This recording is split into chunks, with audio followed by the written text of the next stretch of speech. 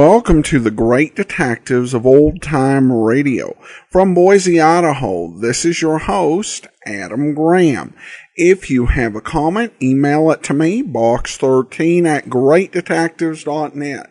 Follow us on Twitter at Radio Detectives, and become one of our friends on Facebook, facebook.com/Radio Detectives. Before we get started, this program is brought to you by the financial support of our listeners.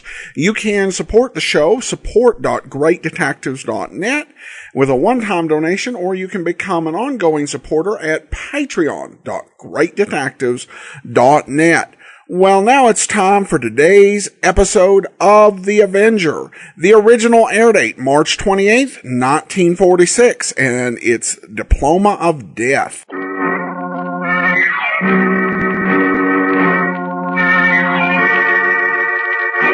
The Avenger. The road to crime ends in a trap that justice sets. Crime does not pay.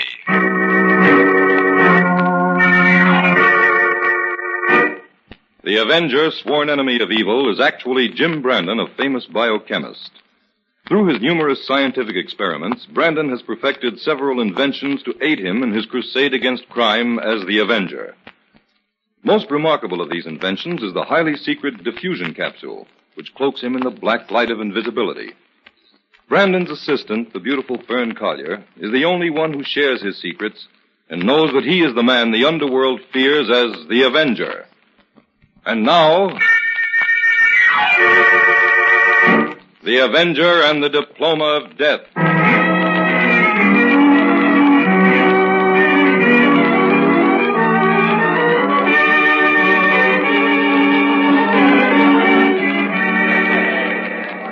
Well, Jim, Founders Day here at Rockland College certainly has brought out the distinguished alumni in full force. Yes, Fern can point out all the celebrities to you, Inspector.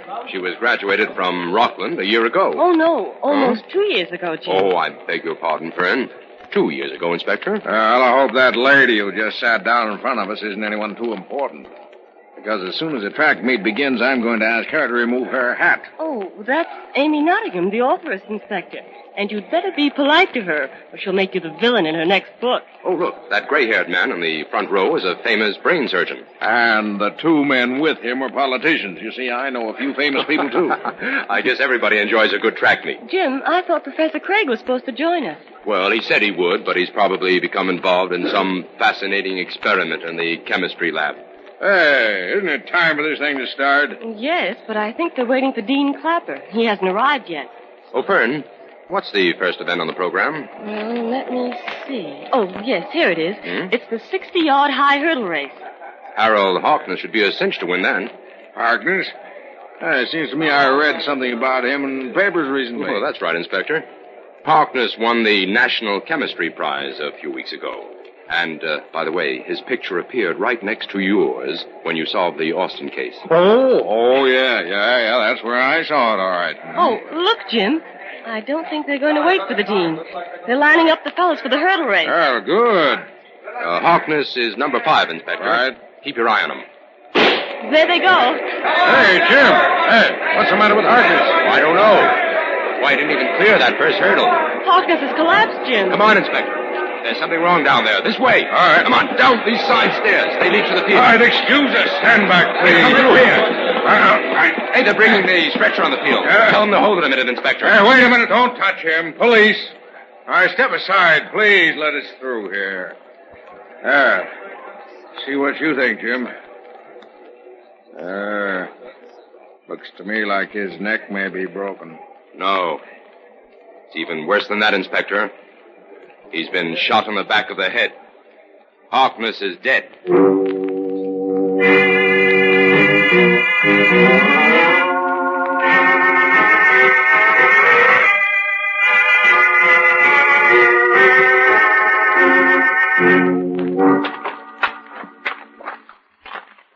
Jim, what in the world are you looking for here into the grandstands? Do you think the murderer may be hiding in here? It's possible, Fern. But I think it's more likely that he changed his clothes in here and has already made his getaway. Jim, it was the starter who shot Harkness, wasn't it? Yes, only one shot was fired. The one that started the race. But in that case, Well, why didn't Harkness fall right on the starting line? Because he was a trained runner, primed for the race. When the shot hit him, he was off to an automatic start, and he ran forward with a kind of reflex motion. No one even noticed that anything was wrong until he tripped over that first hurdle. Well, old Jake Norton is the starter, Jim. Why, he's been working here at the college for 10 years. Oh, I just can't believe he killed Harkness. Listen. What was that? Why, it was a groan. Come on. It seemed to come from behind those benches in the corner. Jim, it's a man. What? He's all tied up and gagged. He's badly hurt, Fern. What? Why, Jim, that's old Jake Norton, the starter. He was slugged from behind. Here, help me untie him, Fern. All right. Jim, Jake always wore a jockey cap and a yellow sweater when he was on the job. Yes. Someone must have stolen those clothes and impersonated Norton out there on the field. His gun's not here either. Shall I get the inspector, Jim? Yes, but call an ambulance first. Norton's in bad shape. I doubt if we'll pull through this.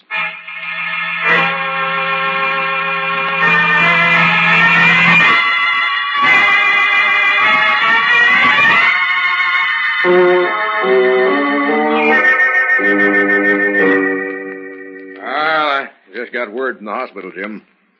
Jake Norton is dead. Oh. Or did he regain consciousness at all, Inspector? No. Whoever hit him meant to kill him, Jim. Well, that means we'll have to start from scratch on these murders, Inspector. Yes. It looks like we're up against it. Two well-planned, premeditated killings, Jim. Where do you think we should start? Well, we'll have to question every single person who wasn't present at the track meet. Absent students, teachers, and guests will have to explain their whereabouts between 2 o'clock and 2:45 this afternoon. Well, that's a big job. Let's go to work on it.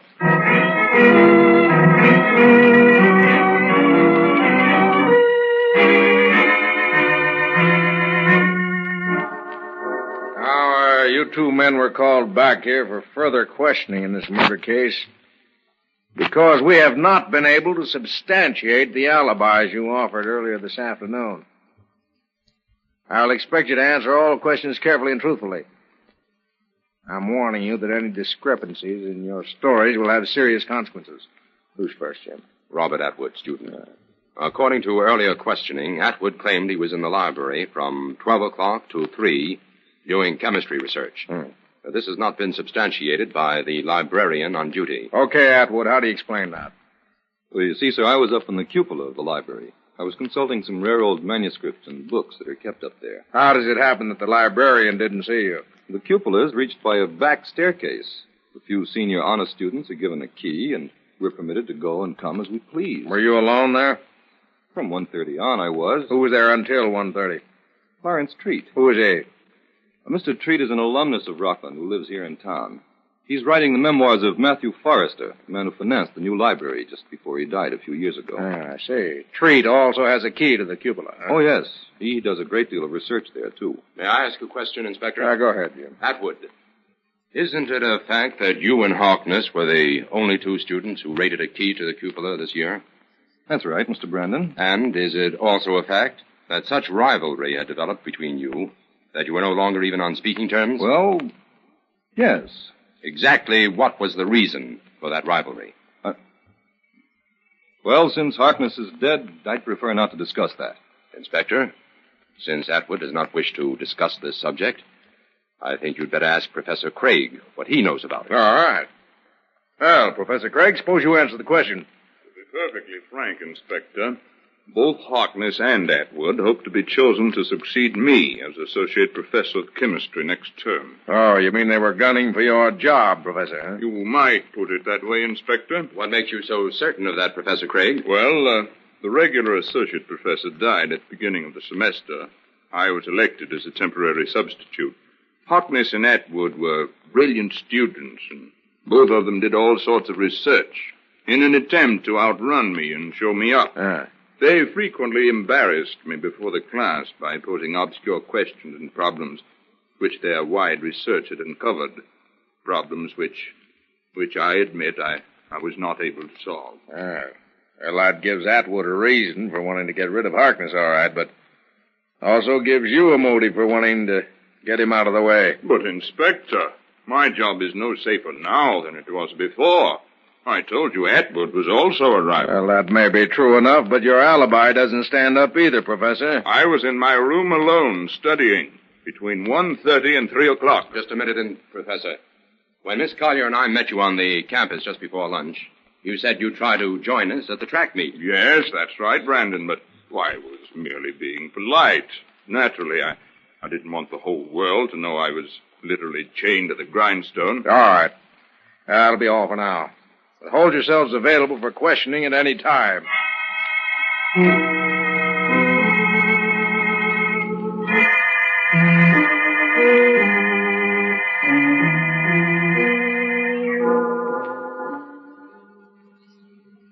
Well, thank you, Mr. Treat. Your story checks with what Atwood told us. Just for the records, however, would you mind telling me what you did after leaving the library at 1:30? I came straight home, Mr. Bradman. I went to my study to revise the notes I'd taken at the library. I'm afraid you'll have to take my word for that. I live alone here. I see. Oh. Pardon me, Mr. Treat, but is that your college ring you're wearing on your little finger? Oh, yes, why? Oh, I was admiring it, that's all. Well, thank you very much, Mr. Treat.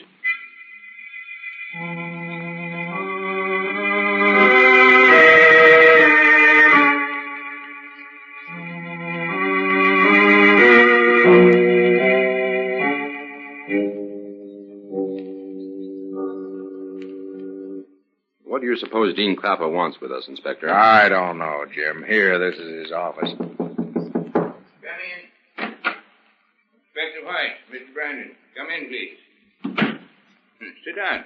Thank you. Why did you want to see us about Dean Clapper? I've just been informed that you have subjected Robert Atwood and Professor Craig to a second questioning, and I wish to protest it. Protest it? Yes. You will not find the murder of Harkness and Norton here at Rockland College, gentlemen. There are no murderers here. Rockland is almost 100 years old. The breath of scandal has never touched it. I refuse to allow you to drag my students and faculty through the mud in an attempt to locate some fanatical criminal. Just a moment, Dean Clapper. This is a police matter, and it's not within the realm of your authority to dictate who shall be questioned. 2 men were murdered here in cold blood this afternoon. And we intend to find out who murdered them. Surely a respectable honor student and an esteemed faculty member should be above suspicion in a violent criminal case of this kind. No one here at Rockland or anywhere else is above suspicion, Dean Clapper. In fact, I have a few questions for you to answer. What did you say? The inspector would like to know where you were between 2 o'clock and 2:45 this afternoon, Dean Clapper. Well, of all the impertinence... I'm afraid you'll have to answer. Yes, you weren't at the track meet, I know that. I was at home in my study, preparing an address I'm to deliver tomorrow. Who knows you were in the study at that time? No one except myself. My wife and daughter had gone to the athletic field. When did you first hear about the death of Harkness? My daughter came running home to inform me. What time was that? Oh, I don't know. And I refuse to subject myself to this foolish inquisition another moment. Then you'd better get yourself a lawyer, Dean Clapper, because we intend to get to the bottom of these murders.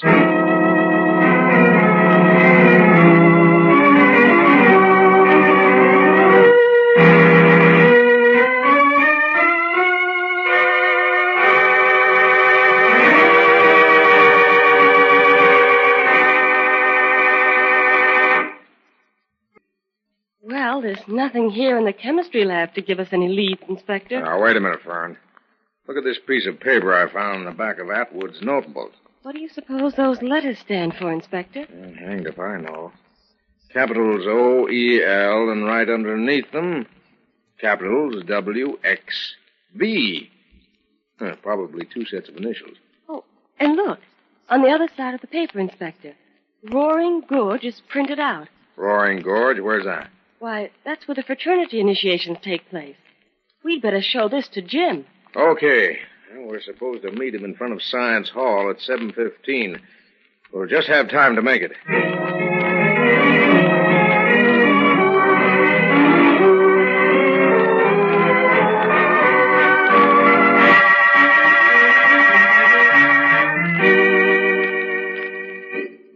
Capitals O-E-L.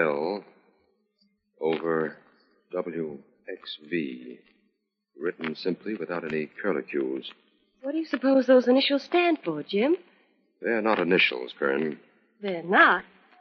What are they, then? Look, if you turn this paper upside down, there, what do those letters become?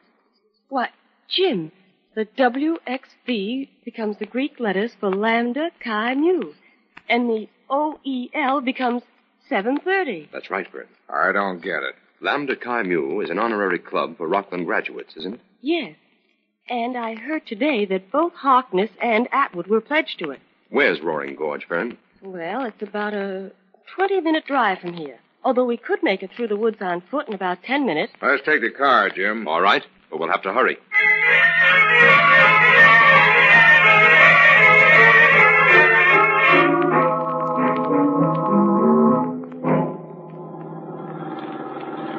What time is it now, Jim? It's, 7:30, Inspector. Roaring Gorge is just beyond that next hill. Give the car everything it's got, Inspector. All right, Jim. That was a shot. It came from the gorge. Turn into that lane at the right, Inspector. Okay. There's the gorge. Pull up, Inspector, quick. Come on. Okay. Doesn't seem to be anybody here. Inspector, over this way. Huh? What is it, Jim? What? Hey, who is that? It's Atwood. He's been shot through the head.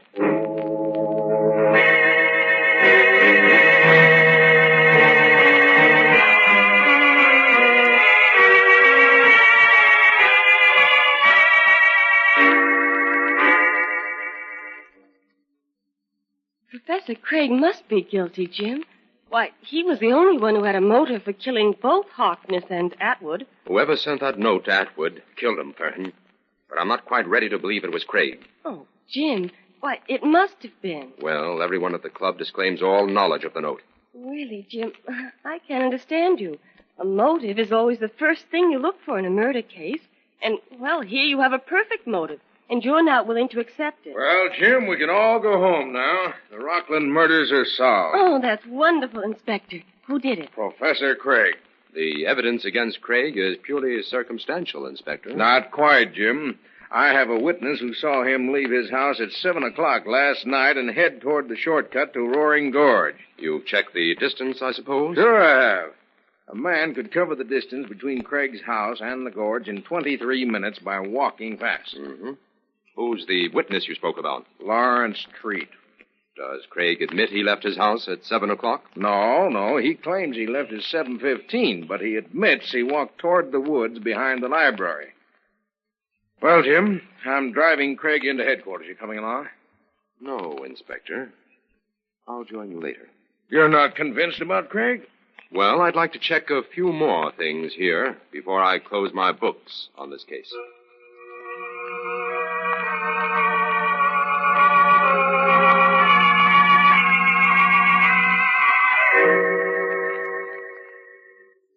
Now, let me get these facts straight, Mr. Treat.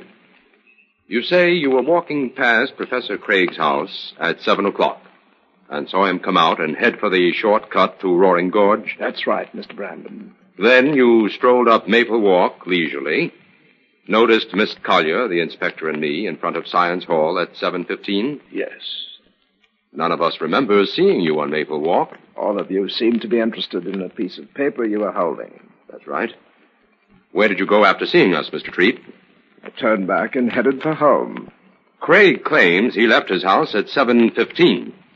But since you were opposite Science Hall at that time, you must have passed Craig's house 10 or 15 minutes before that. You see, the whole question of Craig's innocence or guilt hinges on that time element. I understand. If Craig didn't leave his house until 7:15, he couldn't possibly have arrived at Roaring Gorge at 7:30 when you heard the shot. That's right. But the time schedule of your walk is conclusive evidence that you saw Craig leave his house at 7. Well, you say Craig admits to that little incident about sending his dog back into the house as he was leaving. Well, that proves I saw him, doesn't it? Yes. Otherwise, I'd be inclined to believe you saw someone else come out of his house at 7 o'clock. I'm sure it was Professor Craig, Mr. Brandon. Well, the inspector said the case was solved. And after this little talk with you, Mr. Treat, I'm inclined to agree with him.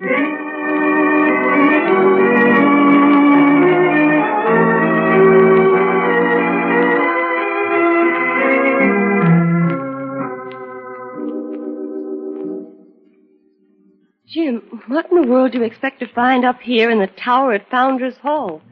I want to get a bird's eye view of the entire campus, Fern. What for? There's a strange angle to this case that... Fern, I've got it. The library cupola is the focal point.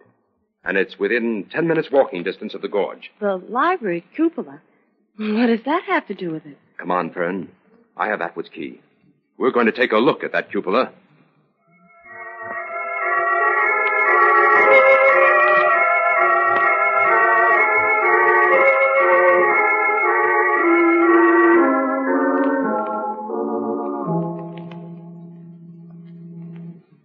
Well, Jim, the first part of your theory was right. A man could stand right here in this cupola and, with the aid of binoculars, command a view of both Craig's house and the front of Science Hall. And he'd be within 10 minutes walking distance of Roaring Gorge. That's right. Oh, Jim. Yes? Look, Mr. Treat and Dean Clapper are in a huddle down there at the side door. Do you suppose they're coming up here? Fern, we've got 1 minute to muff this case or solve it. Here, take these old chemistry books Harkness and Atwood used. Yeah. Open them up and pretend you're taking notes. All right, Jim. Tell anyone who comes into this room that Jim Brandon has found the motive for the Rockland murders, and that you know what that motive is. Jim, where are you going? It's time for the Avenger to enter this case, Fern.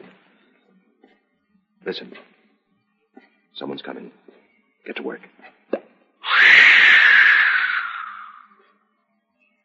Now he will think you are alone, for he can't see the Avenger. Why, Miss Collier. What are you doing here? I'm doing some research work for Jim Brandon, Mr. Treat. Research work? In those books, my dear? Why, yes. You see, Mr. Brandon has found the real motive for the murderers.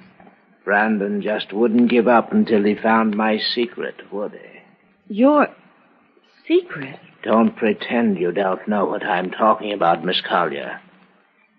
I've caught you red-handed. Mr. Treat, put that gun away. No. I intend to silence you and Brandon with this same gun that silenced Harkness and Atwood. Where is Brandon? I don't know. Well, I'll find him. But I'll take care of you first. So you know the secret, do you? Well, Harkness and Atwood almost worked out the puzzle of the Forrester formula in that book, too. But they didn't live to profit by it. And neither will you, Lawrence Treat. The Avenger is here to take care of that. The Avenger? Where is he? My hand. Oh. I have the gun, Mr. Treat. Good work, young lady. Your aim was perfect. That heavy book hit him right on the wrist. Put your hands up and keep them up, Mr. Treat. No. I chose to play a dangerous game, and I'll play it to the end. Lawrence Treat was not afraid to kill, and he is not afraid to die. No, Treat, don't jump! Oh, Jim. Gather up those books, Fern, and take them to the car. I'll meet you there.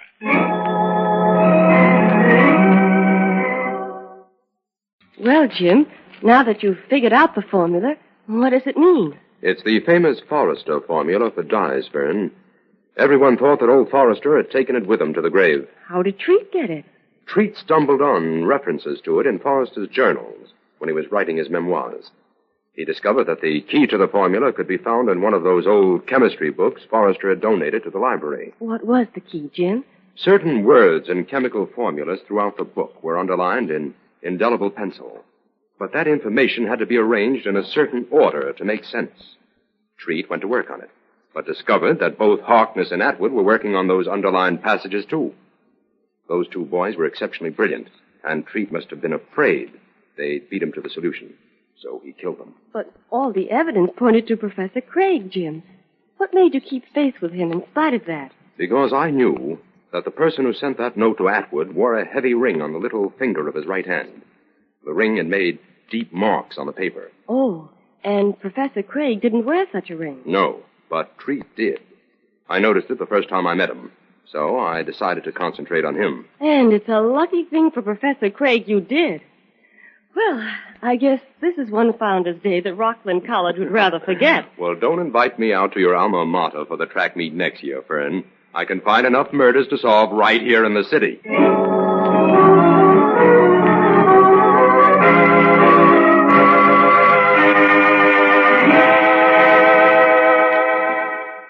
All characters, names, places, and plots used in the Avenger program are fictitious. Any similarity to persons living or dead is purely coincidental.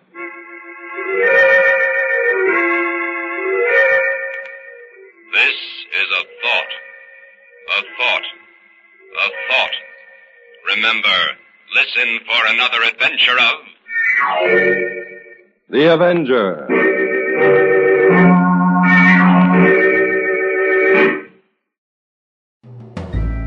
This is Andrea J. Graham, author of the Web Surfer series. Oh, and a Madam's Wife. You're listening to the Great Detectives of Old Time Radio.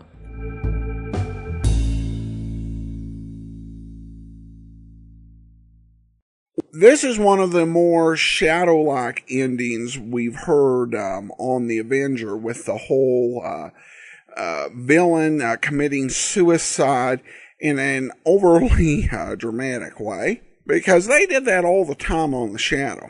All right, well, listener comments and feedback, and we start with an email from Mark, who writes in, I like today's show.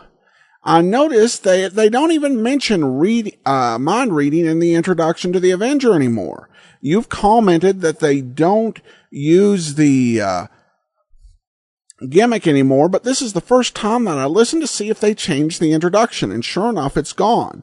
I remember Alan Young well from Mr. Ed, but also from the great classic version of the movie The Time Machine. So I checked his Wikipedia entry, and I was correct. If you haven't seen this version, do so today. Well, thanks so much. I have seen it, but it's been a few years, so I could probably stand to see it again. We also do have some additional listener comments from Facebook. Lori writes in, does the same actress portray Fern throughout the series? The woman in this episode sounded different than the one a few weeks ago. Lori, I don't have any record of an actress change, but this series isn't well collected. Plus, there can be difference in sound quality that can render differences. But yeah, I'm not aware of any change in actress. Colin writes, The Avenger is a poor man's version of The Shadow. I find myself enjoying it anyway. Well, thank you so much. Definitely appreciate that, Colin. And that will actually do it for today. Join us back here tomorrow for Richard Diamond. Next Tuesday, another episode of The Avenger. In the meantime, send your comments to box13 at greatdetectives.net. Follow us on Twitter at Radio Detectives, and become one of our friends on Facebook.